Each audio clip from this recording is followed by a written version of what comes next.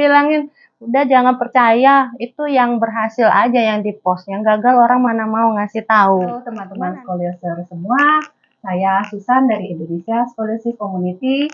Hari ini kita berkesempatan untuk berbincang-bincang dengan salah satu scoliosis warrior dari member Indonesia Scoliosis Community. Di sini Kak Susan bersama dengan Ibu Yanti, ya, dan juga scoliosis warrior kita yaitu Messi. Mungkin Messi bisa sedikit perkenalan ke teman-teman. Halo teman-teman, nama saya Messi Vanessa. Saya berasal dari Dumai Riau. Oke, baiklah. Sebelumnya juga Kak Happy di Instagram juga ada buka open beberapa pertanyaan ya untuk Q&A, dan kesempatan ini Kak Susan akan bantu bacakan pertanyaan-pertanyaan yang masuk yang nanti kita akan tanyakan baik ke Messi maupun ke Bu Yanti, mamanya Messi. Baiklah, Kak Susan akan mulai dulu untuk berbincang-bincang dengan Ibu Yanti ya. Oke. Bu Yanti, mungkin kan banyak yang ingin tahu ya, sejak kapan Bu Yanti menyadari kalau Messi tubuhnya miring atau tidak sama dengan anak yang lain? Mulai sadarnya pas dia umur 7 tahun, pas dia lagi demam. Jadi mau dikusuk tuh punggungnya. Lihat punggungnya si papanya yang duluan. Papanya bilang, ini anak kok miring, diginiin masih miring. Nah dari situ kita pun belum cari dokter. Bawa ke tukang urut, dikusuk-kusuk-kusuk nggak mau juga. Jadi pas dia umur 8 atau mau masuk 9 tahun, baru bawa ke dokter. Bawa dokter ke Malaysia. Oke, sebenarnya udah cukup lama ya. Iya, dari umur 7 tahun itu ya. dia belum ada punuknya belum ada. Oke. Cuman udah agak miring aja, bahunya udah mulai begini. Jadi papa bilang, papanya, kok anak ini miring ya gitu. Jadi ada jatuh enggak, ditanyain kan sakit enggak. Cuman waktu itu pas demam. Jadi dibawa ke tukang kusuk aja. Kita kan di kampung, jadi nggak ngerti juga itu apa. Oke. Terus kata Ibu Messi habis itu Ibu bawa ke Malaysia Iya, ya, ke dokter. itu udah umur 8 masuk 9 tahun, baru bawa ke dokter. Dokternya spesialis apa yang Ibu? Ortopedi. Ortopedi. Nah waktu itu umur 8 tahun saran komentar dokter apa waktu? Itu waktu udah dicek, dokter ortopedi bilang ini udah 58 derajat. Dia bilang ini kalau dioperasi pun mungkin cuma 50% sembuh, 50%-nya lumpuh. Nah, gara-gara dengan lumpuh itu, mulai dari itu aku nggak pernah lagi bawa ke dokter. Waktu itu kan saya, terus papanya juga ikut tuh, bertiga kami. Ya, orang tua mana kan yang mau mempertaruhkan anaknya kalau dibilang lumpuh. Semenjak itu memang nggak pernah cari dokter. Oke, tapi memang diagnosa dokternya udah tepat ya, skoliosis Skoliosis 58 dia derajat bilang, ya. cuman ya mungkin aku juga nggak ngerti itu skoliosis. Nah, dari situ baru ngerti tahu itu skoliosis. Kalau nggak tahu apa skoliosis, dokter juga nggak merujukkan ke spine. Aku nggak ngerti kalau ada khusus pula lagi spesialis spine gitu kan, nggak ngerti waktu itu.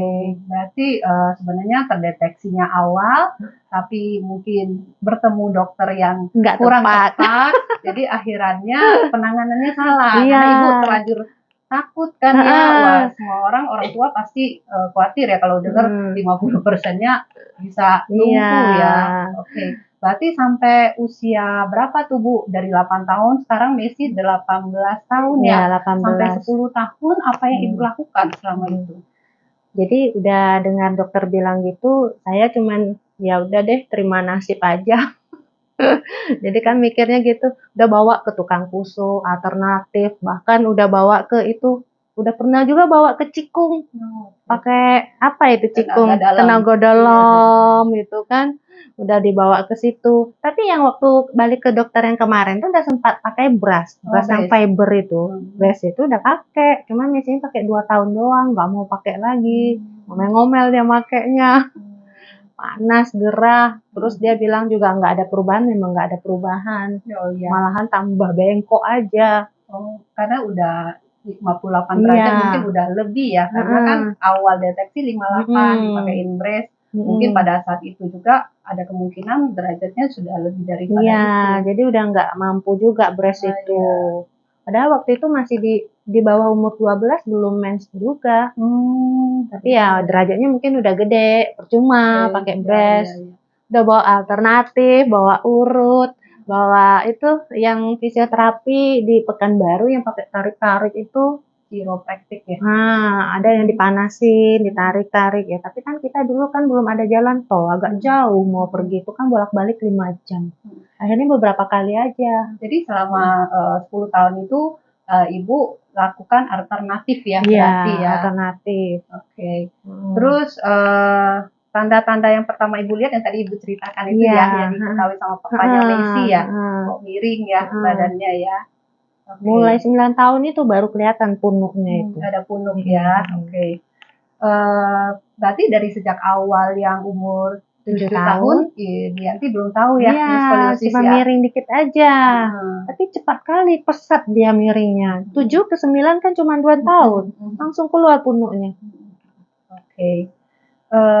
Tindakan pertama yang Ibu lakukan setelah mengetahui Messi skoliosis tadi bawa ke pakai brace ya, brace, sempat ke fisioterapi. Yang kayak tadi itu yang dipanasin, ditarik-tarik, leher juga ditarik, badan tarik. Messi selama menjalani itu pengobatan yang ditarik, pasang brace itu menjalaninya gimana tuh? Biasa aja sih, ngikutin alur aja. Ngikutin aja ya, maksudnya kamu pasrah juga dia sembuh pasrah. Ya.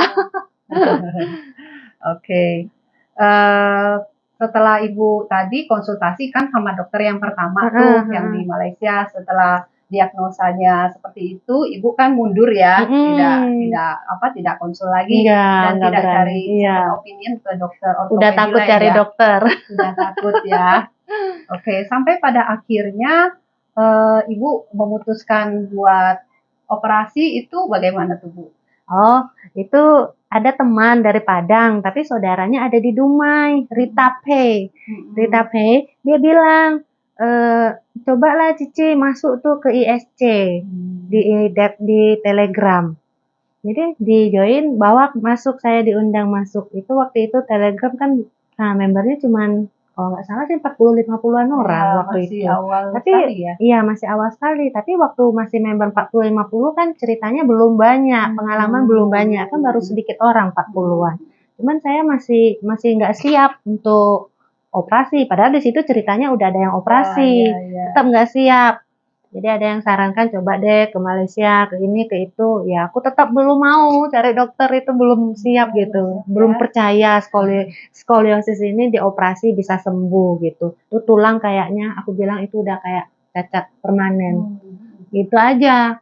Jadi kenal dari skoliosis inilah udah mulai banyak. Jadi aku lihat-lihat sharing orang operasi dari situ. Sempat juga aku bilang sama anaknya, itu operasi berhasil, mungkin karena yang berhasil aja orang ini ngomongnya. Yang gagal pasti nggak ngomong, udah deh jangan, gitu juga. Sampai Messi-nya yang pengen. Tapi memang benar sih, kalau kegagalan orang jarang mau share ya. Padahal kalau dengan mereka sharing itu akan menjadi masukan buat yang lain supaya nggak terulang sama yang lain. Sampai aku bilang, Messi juga akhirnya kan waktu udah 50-an orang itu aku sempat handphone kan udah rusak, hang udah lama. Aku ganti handphone jadi hilang dari Telegram. Terakhirnya Messi-nya yang masuk. Dia baca-baca, dia dengar-dengar. Akhirnya aku diundang lagi, dia masukin lagi. Oh, jadi akhirnya Messi yang malah aktif ya di Telegram. Ya pada usia berapa tuh waktu itu Messi? Tahun 2020. Oh, 2 tahun 16-an gitu ya. Oke, masih banyak nih pertanyaan kita. Mungkin kita akan lanjut di sesi kedua dengan beberapa pertanyaan lagi Kak Susan dengan Bu Yanti dan Messi.